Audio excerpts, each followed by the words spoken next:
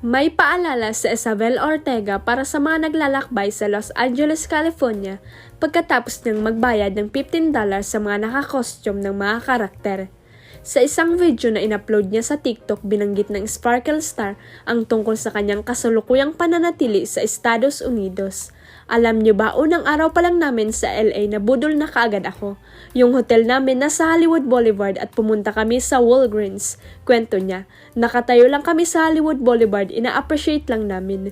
May lumapit na Spider-Man at Mickey Mouse tapos ang bait nila. Sabi ko ang bait naman nila pero medyo napil ko na parang something's off, dagdag ni Isabel.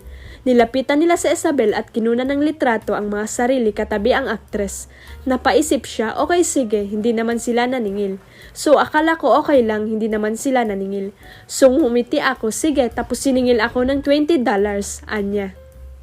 First day pa lang namin sa LA, nabudol na kaagad ako. Yung hotel namin nasa Long Hollywood Boulevard. And we went to Walgreens. Hinintay namin si Miss Ange kasi mas nauna kami sa Walgreens. And then, nakatayo lang kami sa Hollywood Boulevard and na-appreciate lang namin. May MTV bus, like, isang kompleto lahat.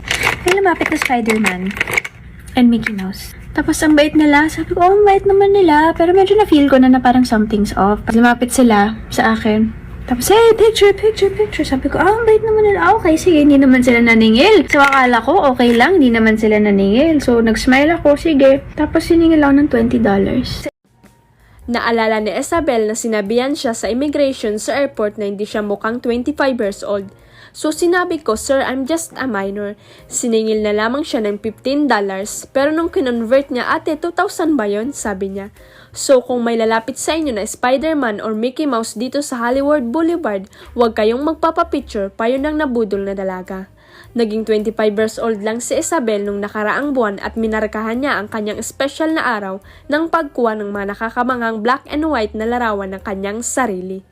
Kamakailan lang ay nagbida si Isabel sa Firefly kasama sina Miguel Tan Felix, Alessandra De Rosia at Ewan Micael. Kinilala ang Firefly bilang Best Picture sa 2023 Metro Manila Film Festival. Sa immigration, sinabi sa akin na hindi ako mukhang 25, right? So, sinabi ko, sir, I'm just a minor, right?